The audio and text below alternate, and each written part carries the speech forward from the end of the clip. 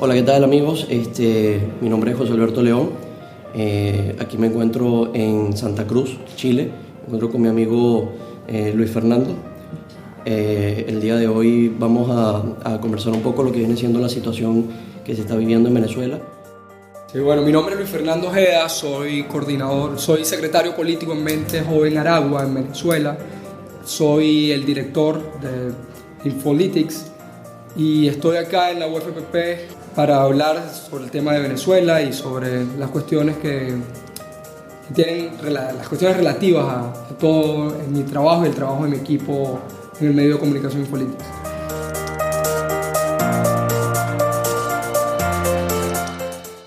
La idea es más que todo establecer algún tipo de concepto de lo que estamos viviendo actualmente en el país, denunciarlo y por tanto también hacer alguna reflexión que pudiera también ayudar a países de las regiones a prevenir el que se pudiera reiterar de alguna u otra forma mediante el complejo que tienen algunos líderes con vocaciones totalitarias en las regiones. Entonces, damos inicio de esta forma. No sé si Luis quiere comenzar. A mí me gustaría empezar agradeciéndole a Felipe por esta oportunidad. Creo que es una oportunidad bastante importante para tocar el punto de Venezuela. Oportunidad especial porque nos encontramos en el extranjero, en un país que se está viendo vulnerado por toda esta nueva oleada del totalitarismo moral que pretende instaurar un sector del socialismo internacional con eso de la corrección política. Y esto nos sirve de preparación también para los muchachos con ese tema, para evitar una futura Venezuela en los linderos del continente americano. Entonces, bueno, yo quisiera también agradecerles a todos la oportunidad de estar aquí en Chile junto a nuestros compañeros liberales de la FPP. Y bueno, empezando un poco con el tema de Venezuela, creo que es prioritario decir que no tenemos un gobierno, tenemos un Estado fallido que vive del narcotráfico, se sustenta a base del miedo, de los asesinatos y de los crímenes de lesa humanidad. En gran parte se sostienen con la venta de drogas, armas, el financiamiento del terrorismo. Y es un problema bastante serio para toda la región, incluso para países, potencias como Estados Unidos y Europa. Sí, sin duda alguna esa es una de las preocupaciones que más se tiene, digamos que no solamente por la parte de Venezuela, sino que además existe una gran zozobra en lo que respecta a países de las regiones, porque el hecho de que un Estado, precisamente teniendo la ubicación geográfica que tiene Venezuela, tenga esa circunstancia en la cual permite la venta o la transmisión de cualquier tipo de sustancia ilícita que durante la frontera, por medio de la frontera, es algo que hay que lamentar muchísimo y en todo caso denunciarlo, sobre todo porque precisamente produce que los países vecinos se vean afectados de alguna u otra forma y precisamente también les afecte en lo que respecta a sus circunstancias y a la coyuntura en la cual están inmersos. Y directamente a su seguridad. Sí, yo creo que hay que explicar un poco lo que viene siendo todo el proceso que representa el gobierno de Nicolás Maduro o el régimen dictatorial del Nicolás Maduro y cómo llegamos a este punto, el cual termina por ser una circunstancia sin ningún tipo de precedente en la historia de Venezuela.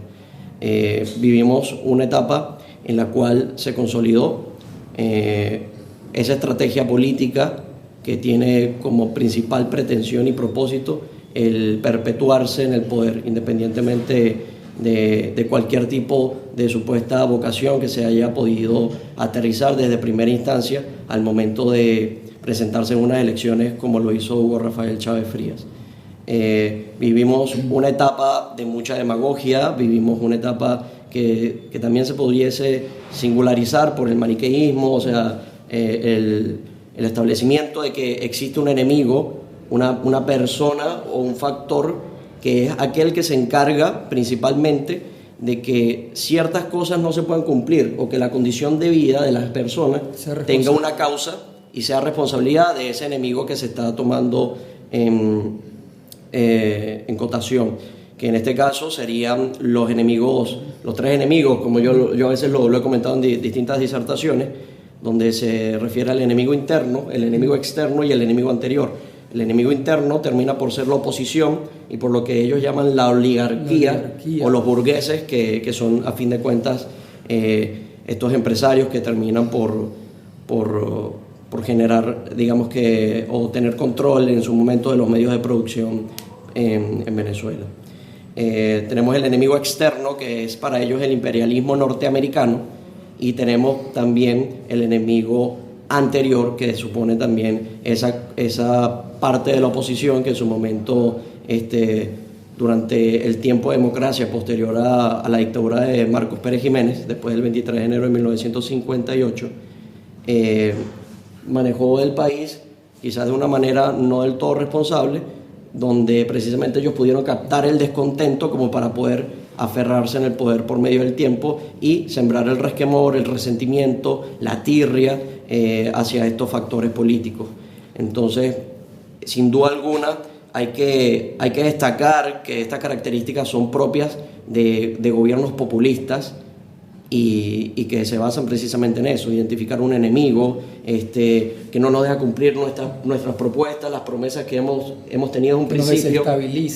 Que nos desestabiliza, que por ejemplo en el caso de Venezuela, que dicen que el fenómeno de la inflación se debe a una supuesta guerra económica, entonces comienza a crearse una ficción, una suerte de novela, quizás mala, pero novela al fin, donde estos tres supuestos enemigos, digamos que están aliados y tienen una suerte hacen una suerte de boicot a la gestión que trata de supuestamente desarrollar el gobierno, que en realidad cada una de las cosas que terminan por desarrollarse en Venezuela son culpa del gobierno y ellos tratan de buscarle una solución por medio de más gobierno, más Estado y más de este totalitarismo que hay cosas bastante, más allá de la teoría, hay cosas en la práctica que son necesarias traer a colación acá, sobre todo para los extranjeros.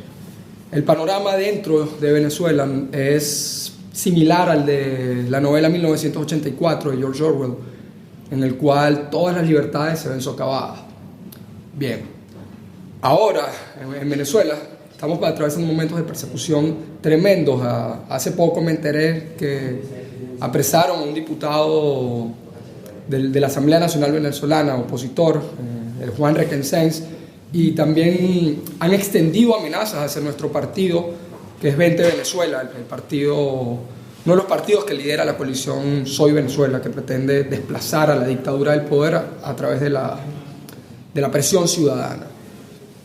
Y si bien sabemos que Nicolás Maduro está en un momento muy álgido, sabemos que está tambaleándose en el poder, usa este tipo de herramientas como amenaza, como paños de agua tibia para calmar la situación y pretendiendo con esto asfixiar cualquier tipo de revuelta inminente o próxima. Es muy importante que sepan que lo que está haciendo el régimen es una manera de amedrentar y de calmar, de tratar de apaciguar todos los movimientos disidentes y opositores dentro y fuera de Venezuela. Sí. De hecho, a mí me parece muy importante que traigas eso precisamente al punto, porque en principio va confirmando lo que se estaba comentando en un principio, sí, que es la persecución a todo tipo de disidente porque se considera un enemigo del Estado. Claro. Entonces surge, sí, precisamente esa suerte de confusión donde ellos dan por entendido que el partido político es lo mismo que el gobierno y es lo mismo que el Estado. Ergo, si eres enemigo del partido político o disidente, se entiende de facto de que entonces eres enemigo del Estado. Y entonces, digamos que se pueden cometer sin ningún tipo de inconvenientes para ellos cualquier tipo de arbitrariedad, en este caso en detrimento de los intereses de ciertos nacionales, como por ejemplo el caso de Juan Requesens y su hermana, que desde acá yo creo que es necesario extender toda nuestra solidaridad, porque la verdad es algo que en un régimen totalitario le puede ocurrir a cualquier persona que lucha por la causa que es la libertad. Sí, también queremos, personalmente, yo quisiera señalarle a todos nuestros compañeros extranjeros que el régimen no distingue entre ideologías. El régimen no le importa si eres socialista, si eres liberal, eres comunista. Solamente si te opones eres un enemigo, sin importar tu ideología. Tú puedes ser el líder del Partido Comunista y te opones a ellos, vas a ser su enemigo directo. Eso pasa en varios partidos de Venezuela. Sin duda alguna. Sí. Y más que el gobierno en sí, yo creo que la misma crisis es la que no discrimina precisamente entre una condición y otra. El que tú tengas precisamente una ideología, una tendencia o persigas los fines específicos o el ideario de una filosofía política en particular, no te deja exento de padecer los males de un gobierno atroz o un régimen atroz. O de un sistema atroz. Un sistema atroz.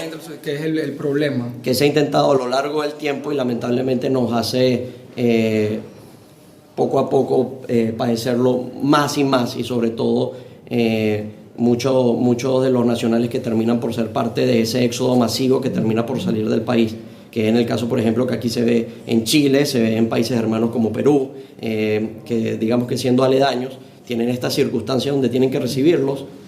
Y bueno, toda nuestra gratitud a todos aquellos que les abren sus puertas para que ellos puedan emprender una nueva vida y de alguna u otra forma seguir apostando por ese proyecto de vida, ese sueño que todos tenemos, que es poder vivir en libertad con el respeto irrestricto para nuestras vidas y de nuestra propiedad privada. También quisiéramos hablarles un poco de lo que es la crisis. Yo soy venezolano, resido en Venezuela, y la crisis no discrimina de clases sociales, por decirlo de alguna manera. La crisis afecta de una u otra manera a las personas con igual impacto. Podemos ver que personas de los estratos más altos pueden fallecer por no conseguir medicinas, por ni siquiera tener acceso a atención médica, porque no la hay. Hay que ser sinceros, la crisis hospitalaria en Venezuela es un hecho que afecta a todos. Gente muere a diario por no recibir atención médica, gente muere a diario por sepsis, por las condiciones precarias de limpieza de los pabellones, en los hospitales, en las salas de emergencia. Se acumulan y se dispersan las infecciones dentro de todas esas salas.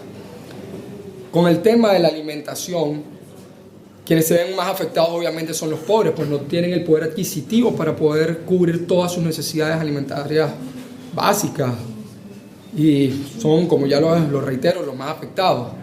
Pero el problema más serio de Venezuela, que afecta a todos por igual, es la delincuencia. La delincuencia en Venezuela es un fenómeno avallazador, es una avalancha que se lleva todo por delante. No importa tu nacionalidad, tu estatus social, sí. Si eres muy rico te van a perseguir, la delincuencia va a perseguirte, irá por ti. Si eres muy pobre igual, porque estás en los sectores donde se maneja más la delincuencia.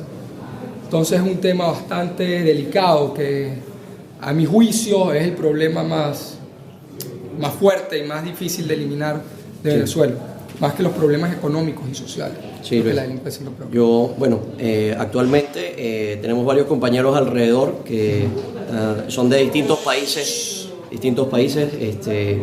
que también pertenecen a la región y bueno, por tanto creo que sería un poco más dinámico el poder compartir con ellos de manera que nos hagan algún tipo de pregunta, que tengan alguna duda en particular y nosotros entonces resolverla y esclarecer un poco lo que viene siendo la situación en Venezuela y el reto que tiene precisamente en esta circunstancia, en esta coyuntura, que sin duda alguna es atroz, que cada vez es más pesarosa, ¿no? Lo cual a nosotros no precisamente nos hace hinchar el pecho, sino todo lo contrario. Yo creo que existe mucho pesar al momento de expresar estas palabras. Yo creo que todos aquellos que ejercemos un rol de difusores o que divulgamos lo que está sucediendo en Venezuela, sentimos un poco de culpa, de pesar, de mucha aflicción, sobre todo aflicción, porque más que es nuestro país que está pasando por esta circunstancia, es algo que reitera, es algo que se ha mantenido durante el tiempo y lamentablemente y a través de los últimos años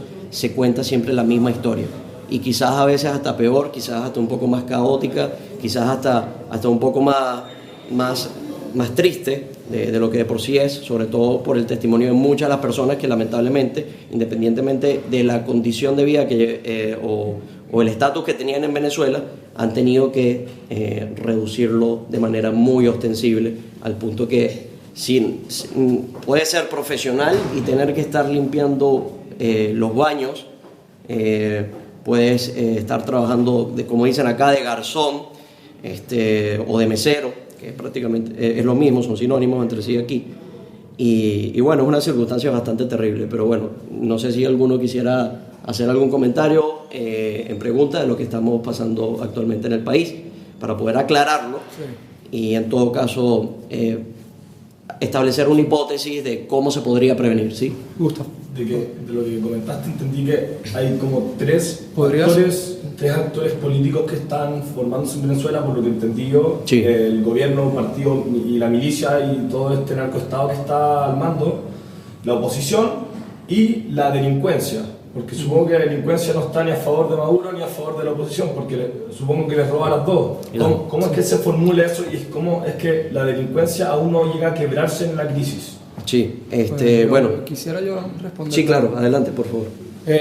Mira, es delicado, te voy a responder con creo que toda la irresponsabilidad del mundo, porque irresponsabilidad en el sentido de que esto me va a poner en peligro por responder. Pero la gran parte de la delincuencia fue y es organizada por el Estado, por las bandas delictivas que hoy se asientan en el Palacio de Miraflores. Delincuentes traen más delincuentes. La delincuencia, si bien no discrimina a nadie, es un producto, primero, de la pobreza creada, segundo, de las políticas que ellos auspiciaron y del financiamiento directo. Recordemos que Nicolás Maduro y su cúpula son narcotraficantes, o sea, no es un invento de nosotros. Ellos les conviene la delincuencia porque es una manera de control social. O sea, nos mantiene atemorizados y nos impide llevar nuestra vida o nuestras acciones políticas en su contra de una manera más eficiente. Entonces, esa es la respuesta que te puedo dar. No sé si fui suficientemente claro, quisieras decir otra cosa. Contextualizando un poco lo que mi compañero también quiere decir, en Venezuela tenemos distintos controles donde el Estado asume también, además, lo que viene siendo el monopolio del uso de las armas. Por tanto, nadie tiene armas que no sea la milicia o en este caso algunos policías. Y en Venezuela además se llevó un proceso que lo llevó Hugo Rafael Chávez Frías, que era precisamente centralizar digamos que la función policial en Venezuela, al punto tal que de hecho muchos de ellos tienen que prepararse en universidades que son propiamente del Estado y se practica mucho el adoctrinamiento dentro del país. Entonces digamos que en primer lugar eso, que nadie tiene la posibilidad ni siquiera de defenderse o al menos defender algunos de los derechos más importantes que debe tener, que son la vida, la propiedad y la libertad. Entonces ya por ahí es complejo. Ahora, ¿qué pasa cuando existen los controles? Automáticamente se crea una mafia. ¿Podrías hablarle de los colectivos? Sí, a eso voy precisamente, Luis. Se crea una mafia. Entonces, automáticamente esa mafia que es controlada por el gobierno les permite tener acceso a bandas delincuentes, que son delincuentes al fin también, para establecer ese método de control y de dominación. Verbigracia, está la Universidad Central de Venezuela y, por ejemplo, necesita llevar un proceso electoral y al momento del escrutinio arremeten unos espontáneos, unas personas que nadie conoce como si nada, pero que claramente están familiarizados o que tienen algo que ver con el gobierno, ¿ves? Entonces esto es lo que nosotros en Venezuela llamamos los colectivos armados. Y bueno, no porque uno simplemente haga conjeturas o que tenga una presunción que pudiese ser morbosa respecto de eso y tuviese un prejuicio o una predisposición respecto a las personas que arremeten contra esto, no es así. Ellos claramente se identifican y dicen, por supuesto, en el momento que son, si pertenecen a los Tupamaros, por ejemplo, que tienen claramente de imagen principal a Hugo Rafael Chávez Frías, o si pertenecen a cualquier otro de movimiento que al fin son pequeños colectivos que representan el terrorismo dentro de Venezuela. Organizados por ellos. Crimen organizado al fin y al cabo, que de alguna u otra forma se desarrolla mediante el Estado. Entonces, digamos que la delincuencia también tiene un factor como causa y es el mismo Estado, es el mismo gobierno, es la misma dictadura, es el mismo régimen. Entonces, creo que para contextualizar un poco y comprenda precisamente a qué se refiere Luis cuando explica esto precisamente.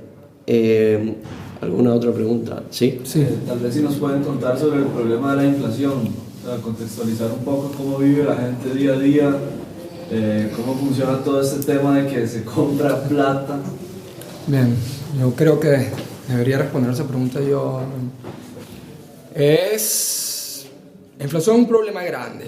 El Fondo Monetario Internacional estima que para finales de 2018 la tendremos en 1.000.000%. No tenemos efectivo y se preguntarán por qué no tenemos efectivo. Bueno, el gobierno no tiene dinero para imprimir los billetes y los hace a través de cuentas electrónicas. Comprar bolívares es una práctica común, el dinero es un bien escaso, no lo tenemos y recurrimos a eso, pues. No nos queda de otra.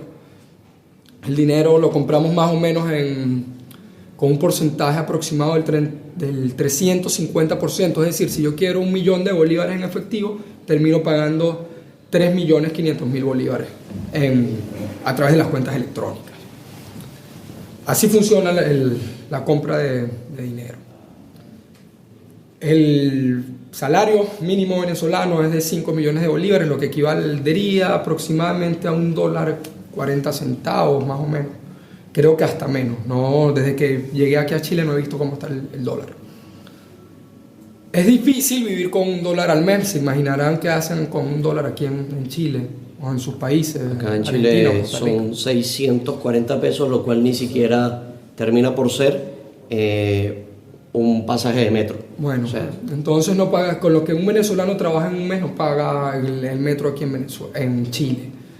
Para contextualizar, no sé cómo será en Costa Rica, pero esto se va a transmitir en Costa Rica. Me gustaría contextualizarlo, pero no, por carencia de información no puedo hacerlo. Las personas, sufren a través de la inflación la expoliación de su riqueza. La gente se consigue con que hay un precio en la mañana, en la tarde, cuando va hay otro, entonces mientras está en la cola, porque hacemos colas para adquirir los productos. Bueno, cuando llegamos al sitio, ya ha subido de precio, subo en cuestión de horas. Por poner una anécdota personal, fui a comprar huevos, mientras estaba en la fila, cuando llegué ya el precio subió, o sea, y me tomó 15 minutos. O sea, pasó de costar 5 millones a costar 5.600.000 en 15 minutos y en mis ojos. Y eso es lo que vive un venezolano, o padece un venezolano día a día. Un venezolano que con su sueldo solamente le alcanza para almorzar una sola vez en un día, no le alcanza para cubrir sus necesidades básicas de... Comer una vez al día. Sí. No les alcanza ni siquiera para comprar medicina, entonces se ve en la diatriba. O compro la medicina o como una vez al día. Cosas como esas son las que se sufren. Entonces, sí, claro. Sí. Más que una pregunta, quiero un comentario de usted, porque sí. Como sabido, nosotros aquí todos en UFPP tenemos la convicción y creemos que es importante pelear por la libertad. Y yo entiendo que ustedes eso lo tienen más que claro. Entonces quiero que den un mensaje como de esperanza hacia todos sus compañeros, los que los van a estar mirando, sí, hacia no solamente su pueblo, sino que también hacia toda Latinoamérica, que aquí hay más de un latinoamericano, no solamente están ustedes, chilenos, etc. Y eso es algo muy importante. Aquí creemos, tal como ustedes, en la libertad, y lo conversamos, no sé si te acuerdas. Sí, lo conversamos anoche. Entonces creo que sería muy importante y notable que den un mensaje, no solo a sus compañeros, sino a lo que esperan que hagamos nosotros. Ustedes saben que nosotros solidarizamos totalmente con el pueblo venezolano, creemos que la libertad es algo muy importante y estamos aquí siempre por ustedes. Entonces, sí, creo que sería importante un mensaje así. Sí, sin duda alguna, a pesar de que precisamente las circunstancias en las cuales se viven en Venezuela son caóticas, Yo creo que nosotros los venezolanos nos hemos precisamente especializado en ese arte de vender constantemente esperanza, y la esperanza de que todo esto pueda cambiar, y que pueda cambiar precisamente y podamos surgir y volver a ser el país que fuimos durante un buen periodo hace muchísimo tiempo. Entonces, respecto a alguna expectativa de lo que pudieran hacer nuestros compañeros que son de distintas regiones, bueno, yo creo que consolidar el rol que ellos mismos han tenido y que han decidido tener dentro de sus sociedades en sí. ¿Para qué? Para que precisamente se pueda hacer una defensa del respeto irrestricto de los proyectos de vida de sus propios nacionales, de manera que, y me duele tener que decirlo de esta forma, no sigan el ejemplo que siguió Venezuela. Sí, de otros países y de otros regímenes que claramente han tenido esa circunstancia. Entonces, el mensaje es a la preparación, el mensaje es a no comprar la primera dádiva que de repente te ofreció cualquier político independientemente de la tendencia, sino discernir. Sí, yo quiero, yo quiero reforzar lo que dice José. Y respondiéndote a ti, primero a todos los latinoamericanos, gracias por la solidaridad, gracias por su apoyo y gracias por sus muestras de interés. Lo que deben hacer, en primer lugar, todos y cada uno de ustedes, es hacerse responsables por su libertad, como lo dije anoche. En segundo, informarse muy bien de lo que está pasando y ayudar en la difusión de todo lo que ocurre y acontece cada día en Venezuela. El apoyo informático e informativo es de vital importancia para nosotros los que luchamos allá. También es importante que no se dejen vencer por el miedo. El miedo solo los llevará a una gran cárcel de la cual no van a poder salir y van a pagar muchísimo peor, hasta con creces. Entonces, defiendan sus ideas, defiendan la libertad con su vida y sepan que Venezuela sí tiene esperanza. La esperanza son ustedes y somos nosotros, y creo que este año seremos libres y gracias a su ayuda nos reconstruiremos y seremos como la nación Fénix de Venezuela, de Latinoamérica, perdón. Y creo que una de las cosas, más allá de qué es lo que hay que hacer, es cómo hacerlo. También es decir, que mantener como pilares que sean valores constitutivos de una nueva república, como es el caso de Venezuela, pero también para que se consoliden ciertas democracias que viven en libertad en las distintas regiones. Que sean sitios que se representen, se singularicen, se caractericen por tener precisamente la virtud como primer eje céntrico por el cual se constituye una sociedad libre y responsable. Las virtudes y no los vicios, que precisamente son aquellos que envilecen algo como termina por ser la política. No hastiarse precisamente porque de repente, por una circunstancia u otra, se haya perdido el interés en lo que viene siendo todo esto. Mi llamado es a la valentía. A la valentía, no tengan miedo. La avalancha que les está por caerles es fuerte y espero que ustedes no lo permitan. Sigan oponiéndose a estas ideas totalitarias que pretenden esclavizarlos. ¿Tenías una pregunta? Sí, o sea, es como una pregunta y parte de comentario. Es que he sabido de que el ser humano es un animal de costumbre y llega un momento en el que ya la gente escucha, y lo he escuchado tanto porque pasa y dice, pero es que eso no va a pasar acá, es como esa especie de excepcionalismo. ¿No? ¿A otro les pasa? No, vale, yo no creo. Disculpa la risa, es que lo que comentamos, sí. Venezuela no es Cuba. Claro, no, vale, yo no creo. Yo no creo que eso pase. Nosotros tenemos petróleo. Sí, somos un país rico. Sí, la sucursal del cielo. Pasó algo similar. Entonces, sí, a veces se quedan exageraciones. Pero acá decían, no somos Chilezuela, y como esa especie de caricaturización, de hacer como un hombre de paja y darle como ese chiste de lo que tú dijiste que realmente es serio. Entonces, la pregunta o el comentario que quiero hacer es cómo poder hacerlo para evitar caer en esto, en esta especie de, como de excepcionalismo, hacer entender a las personas o tratar de mantener como la conciencia, o como alguien dijo antes, como estar siempre como en luz amarilla, así como atento a cualquier cosa de qué puede realmente pasar en un futuro que como se ve es en parte incierto. Claro, bueno, yo creo que hay que llegar a un punto en el cual suceda como ya sucede en Venezuela, donde la verdad es totalmente ostensible y no se puede ocultar a los ojos de ningún tipo de persona, independientemente de la condición en la cual se encuentre o la tendencia que tenga.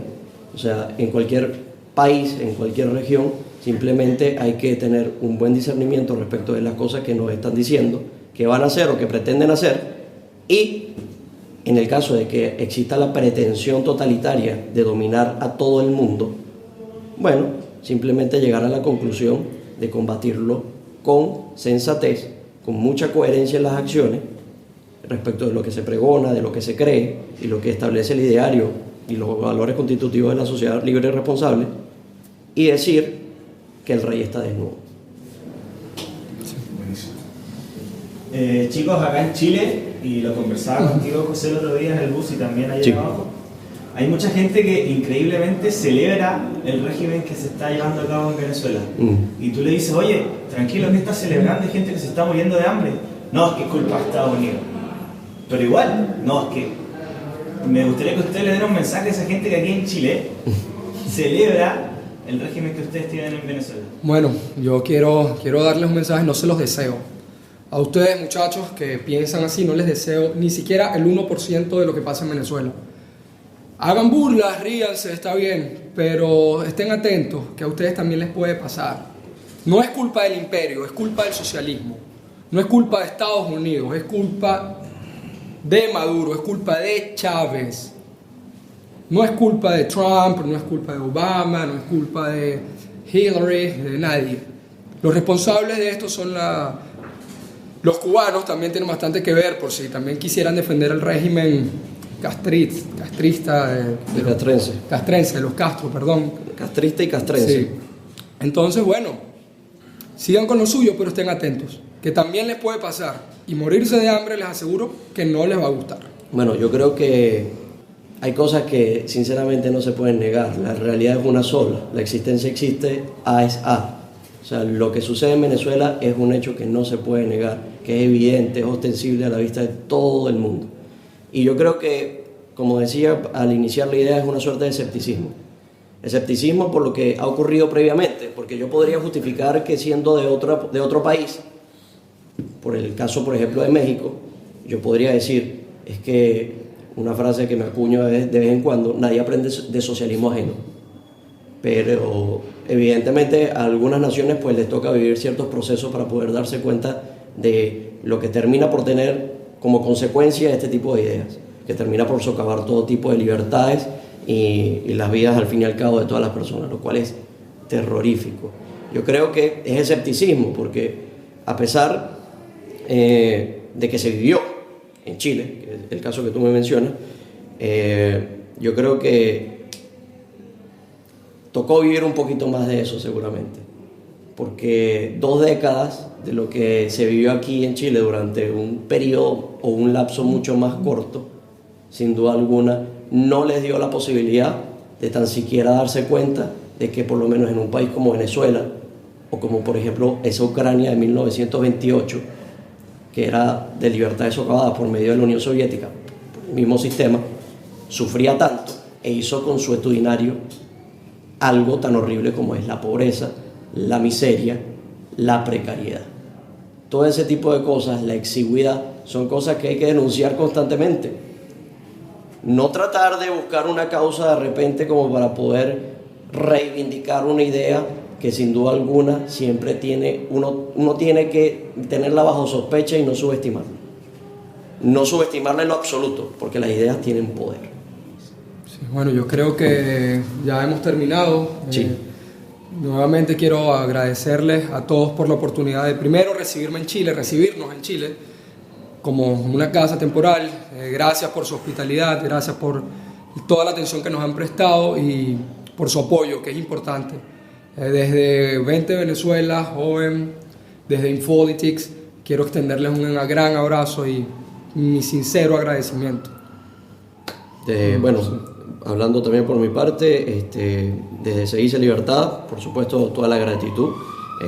También a esta idea que ha surgido de parte de nuestro amigo Felipe, que es oriundo de Costa Rica, nunca había conocido un tico, y la verdad que es un grandísimo honor, de verdad que admiro todo el trabajo que estás haciendo y bueno, la idea es que sigas luchando por eso y que te mantengas, independientemente de cualquier tipo de cosa que se te pudiera presentar como una adversidad, como un dique o un obstáculo, no lo dejes de hacer, porque todo esto sirve precisamente para prevenir de que vayamos algunos al colapso y también para poder vaticinar el desarrollo y el crecimiento de las naciones que evidentemente pueden ser libres siempre y cuando sigan los modelos apropiados para hacerlo. Luis, ¿por qué no explicas sobre Infolytics y cómo te pueden ayudar?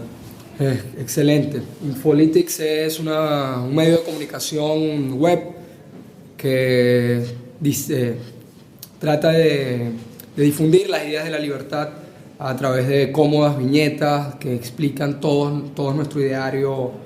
Infografías, ¿no? Sí, infografías. Explican todo nuestro ideario libertario. También escribimos artículos. La página web es www.infolytics.org. Las redes sociales son @Infolytics, en las tres en las que estamos presentes: Instagram, Facebook, Twitter.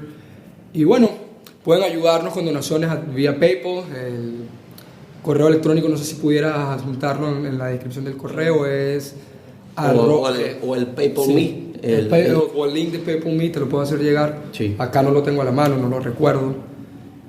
Pueden donar, si están interesados, pueden escribirnos directamente al correo, que los vamos a dejar en la descripción del video. Y una pequeña descripción. Bueno, yo quisiera dedicar por lo menos 2 minutos para poder elogiar el trabajo de mi compañero. Yo la verdad no sabía que él era el director de Infolytics, y es digamos que un espacio que constantemente utilizo para poder compartir todas las informaciones que normalmente tiene, que son muy enriquecedoras. Y además que lo tiene de una manera bastante didáctica, porque son dibujitos que te van explicando de manera muy pormenorizada todo tipo de problema o factor que de repente se puede presentar. Entonces, igualmente, igual que a Felipe, a seguir, que eso es importante. Y bueno, también evocar a mi casa, que sin duda alguna es el Centro de Divulgación del Conocimiento Económico para la Libertad. Se dice Libertad, donde por supuesto tenemos más de 35 años luchando porque estas ideas en algún momento las podamos tener. Y esto es el resultado. Sí. Nosotros. Bueno, muchas gracias. Vale, muchas gracias a todos.